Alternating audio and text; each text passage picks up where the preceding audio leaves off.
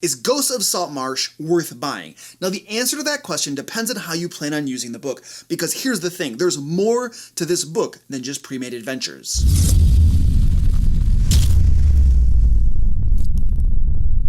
Welcome to the DM Lair. I'm Luke Hart, and I've been a Dungeon Master since high school. On this channel, I give practical Dungeon Master advice that you can implement at your game table. Now, the way I see it, there are about 3 different use cases for Ghosts of Saltmarsh, and whether or not the book is worth buying for you depends on your use case. First, you want to use the adventure like you would a standard module, taking your players from level 1 to whatever. Second, you would use some of the adventures, but probably not all of them. Your plan is to use the book to supplement a homebrew game or maybe another module that you're already running. 3, you care nothing for the adventures themselves and are mostly interested in the chapter containing rules for naval adventures and combat, new magic items, and new creatures. So this is how this review is going to work. First, I will give a brief overview of the different parts of the book, including some comments on the adventures themselves and the rules for naval adventures and combat. Then, I will give my assessment based on your particular use case of whether or not Ghosts of Saltmarsh is worth buying. And possibly somewhere in this video there will be a shameless plug because dude's got bills to pay. Now, the first chapter of the book is dedicated to the town of Saltmarsh, set on the coast. You'll get quite a bit of detail about the 3 political factions in the city: the Traditionalists, the Loyalists, and the Scarlet Brotherhood.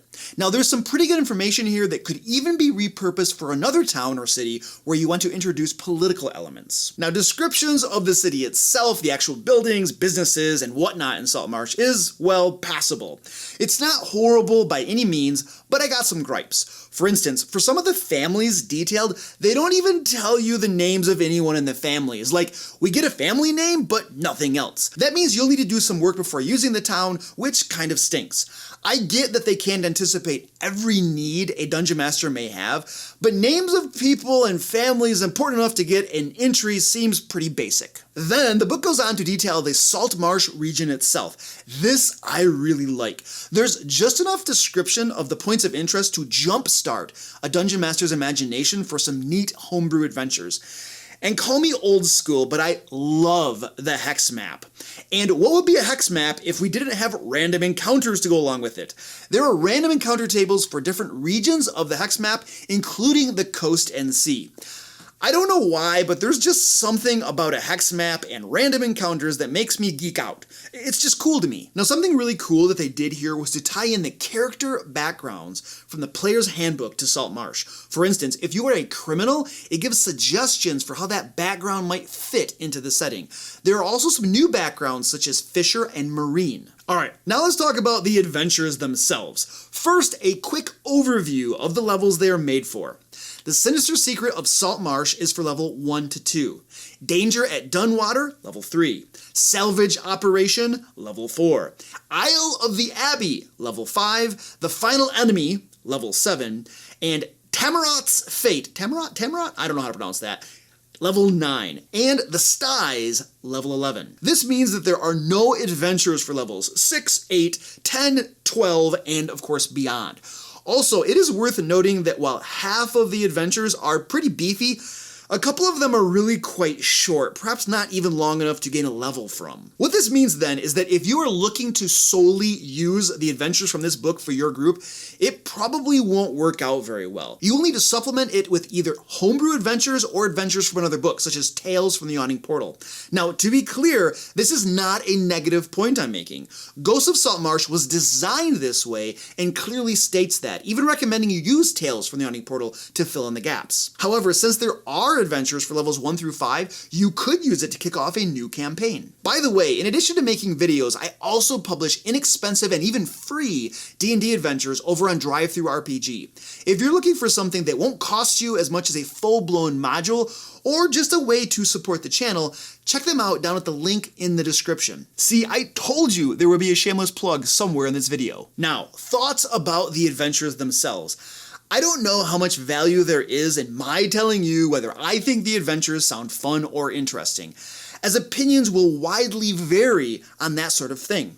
Also, at the end of the day, the adventures will only be as fun or interesting as the Dungeon Master makes them. Instead, I'll limit my observations to points that I think might be helpful for you. Now, I will, of course, give you a super quick overview of the adventures because it seems to me that a review would be incomplete without that. The Sinister Secret of Saltmarsh tasks players with exploring a haunted house. Danger at Dunwater sends the players to a lizard folk lair. Salvage Operation has the players exploring a ship adrift at sea. Isle of the Abbey sends the players to an island to confront evil clerics in an abbey. The Final Enemy leads the players to assault a Sahuagin fortress, 2 levels of which are completely underwater. Tamarat's Fate tasks the players with ending the threat of an undead captain, whose ship lies wrecked on the ocean floor.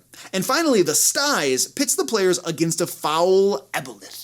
So there you go, a super quick overview, done. For a module pitched as containing coastal and naval adventures, I think this definitely fits the bill. Now, one thing I see that I'm deeply appreciative of is read aloud text. Now, whether you actually read it aloud or paraphrase it for your groups or read it during prep isn't the important part. The point is that it's there, and I know that as a Dungeon Master who runs lots of modules, I find read aloud text to be incredibly helpful. I'm actually running Against the Giants from Tales from the Unofficial Portal right now for one of my groups, and it doesn't have read aloud text, and I can't tell you how frustrating that is, and how much extra work it creates for me. So yeah, read aloud text is very good. Alright, now let's talk about the maps. Ugh!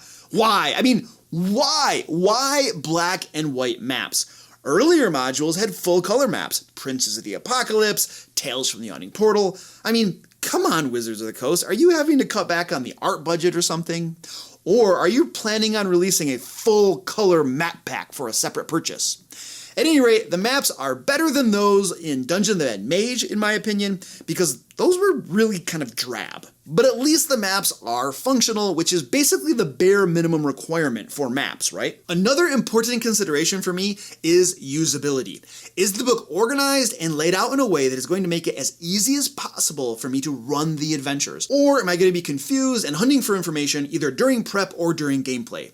And I think the verdict is pretty positive. I see good headings, bold-faced text to call your attention to additional details about areas. Usability is pretty solid in my opinion, something that is not true of all published modules. Tales from the Unofficial Portal. Okay, next, Appendix A gives us rules for naval adventures and naval combat. You'll get stats for 6 different types of ships along with some basic rules for naval warfare. It's pretty darn solid in my opinion. Nothing at all worth complaining about. There is information about traveling at sea, including special hazards and ocean environments. And then there are tables for random encounters at sea. I think I've told you all this before, but I love random encounter tables. There's not a whole lot, but it'll definitely get the job done. You'll also find information for creating mysterious islands, underwater locations, and shipwrecks for your players to explore. Okay, Appendix B, the single pitiful page of new magic items that could be scoffed at briefly. Not too long, mind you, it's just 1 page, so please limit your scoffing. Next, on to Appendix C, Monsters and NPCs. You will of course find creatures reused from other books such as Volos and Mordenkainen's, but there are some new monsters worth noting. We got some new types of bullywugs, drowned ones, lizard folk, and Sahuagin, and I think they're pretty darn cool too. I tend to get pretty geeked out over monster type variations because it allows a dungeon master to have an adventure focused around, say, one type of monster, say a Sahuagin, but also have a variety of different Sahuagin to use. Okay, final conclusions. If you want to use Ghosts of Saltmarsh and solely Ghosts of Saltmarsh to run your players from levels 1 to 5, oh yeah, giddy up. You definitely have a winner here.